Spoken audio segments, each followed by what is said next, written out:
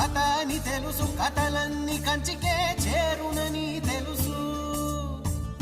తెలుసు తెర తొలుగుతుందని, తెలుసు తెల్లారుతుందని, తెలుసు ఈ కట్టె పుట్టుకుమంటదని, తెలుసు ఈ మట్టి మట్టిలో కలిసిపోతదని.